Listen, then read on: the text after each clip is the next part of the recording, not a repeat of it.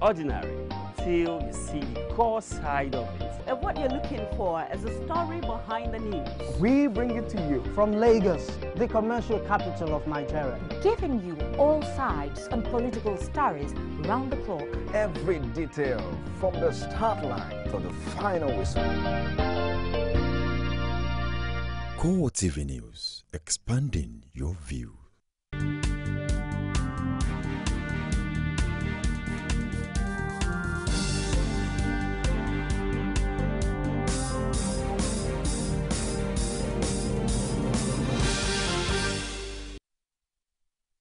Thank you for joining us on CoreTV News for this hour. I am Ibn Lomo Adekunle. Many people have been killed in an intertribal sectarian strife which engulfed Wukari town in Taraba State. Several others were also said to have been wounded while many houses were razed. CoreTV News gathered that trouble started when some people suspected to be Muslim youth descended on the town, killing anybody on sight and burning houses. However, Police Public Relations Officer ASP Joseph Kwaji, who confirms the incident, says only 15 bodies have so far been recovered. He added that the police have been able to bring the situation under control while efforts are being intensified to arrest the perpetrators.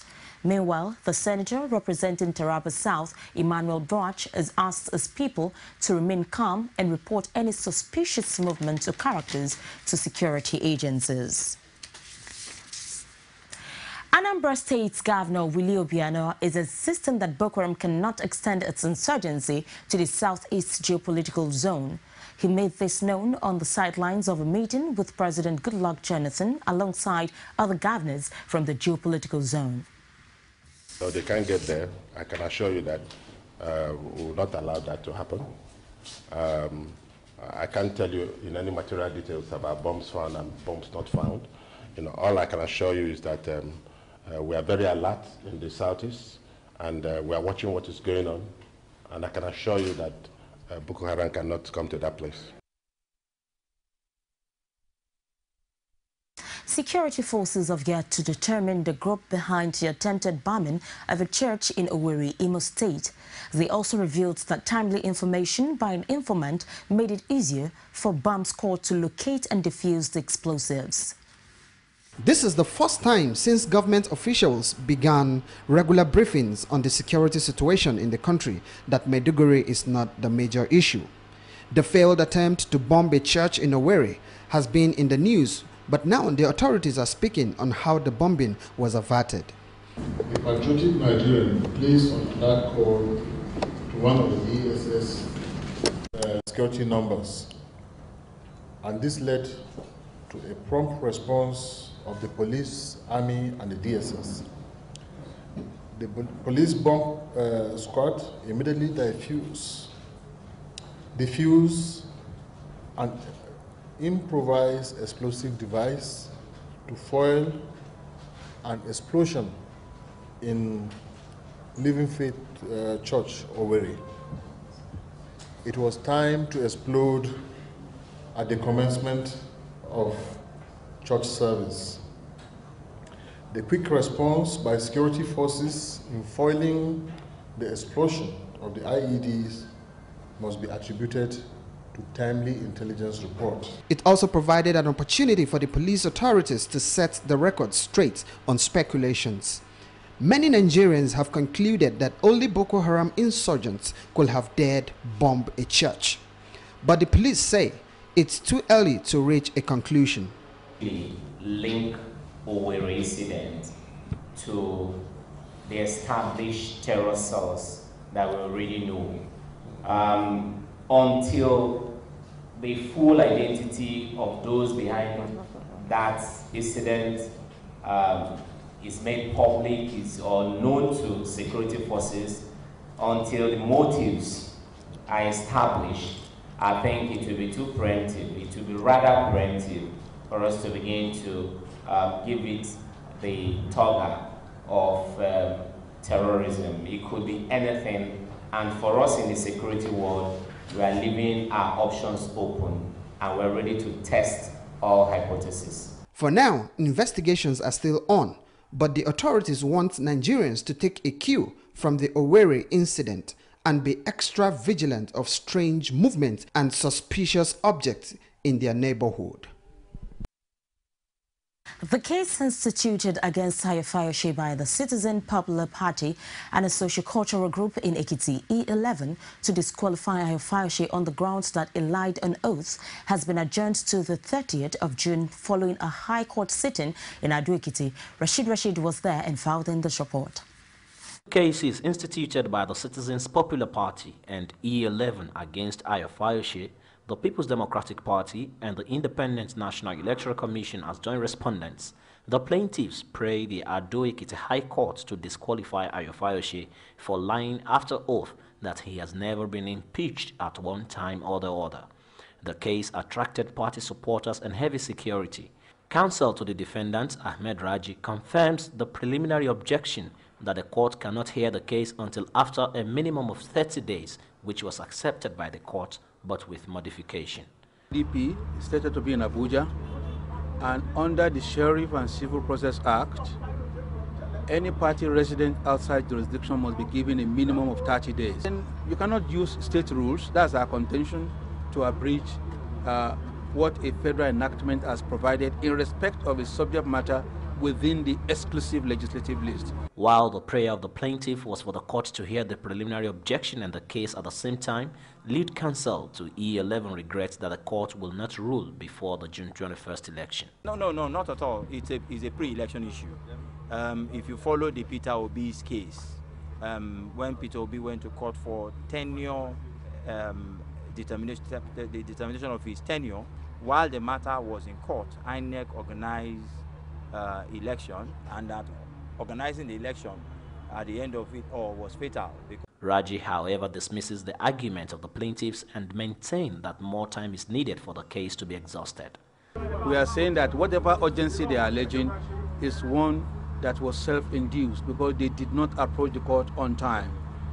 If they had gone to court, maybe 21st or 25th or before the end of March, we will have had the 30 days. We will have had a requisite number of days, but this was not done. They slept for so long and they are just waking up. The two counsels, however, look forward to the new ruling date. The 30th of June, by which time the election will have been over. But the matter is still a live issue for the court's determination. We trash that preliminary point out, we trash it out before we now move to the substantive suit, so that the election can go on. Drama, however, ensued among party supporters who threw few political tantrums at each other before peace was restored by security agencies. Rashid, CoreTV News, Ado-Ekiti. Meanwhile, the Economic and Financial Crimes Commission, EFCC, says it has no path to stop former Ekiti State Governor Ayefayoshe from seeking a return to Government House in spite of corruption charges against him. The governorship candidate of the People's Democratic Party is standing trial for allegedly diverting over 800 million naira during his first stint as governor. The anti-graft agency insists that only the Independent National Electoral Commission can stop Fayoshe. Former Governor of Ekiti State, Ayodele Fayoshe, I think the proper quarters to direct that question to is the Independent National Electoral Commission, which is the umpire presiding over election. It is not the EFCC. Our mandate is to enforce economic and financial crimes law, not to preside over electoral matters. If the umpire believes that the law, the electoral law, allows suspects standing trial in court, even though they've not been convicted, to stand for election, that is his prerogative. It is not for EFCC to decide for INEC or Nigerians. The police have deployed 2 surveillance helicopters and other high-tech equipment to Ekiti State for the June 21st governorship election. This is in addition to police personnel who have been sent in to reinforce the team on ground. Inspector General Mohammed Abubakar says the operatives have a clear order to stop potential troublemakers. It's only a matter of days to the June 21 elections in Ekiti State. And for the police, it's a time to show off their level of preparedness. These helicopters are on their way to Ekiti to provide air support for police team on ground. The pilots are getting last-minute talk, just like the others heading for the southwest Nigeria state. It looks like one of the biggest police operations in recent times, but the Inspector General says it's justified. That we will do everything humanly possible to provide safety and security for the electoral materials, for the personnel who are going to be involved for the election for INEC, because that is the responsibility of the police. Every other thing will work with INEC in partnership to ensure that this election is free and fair in all this conduct. Fierce-looking dogs,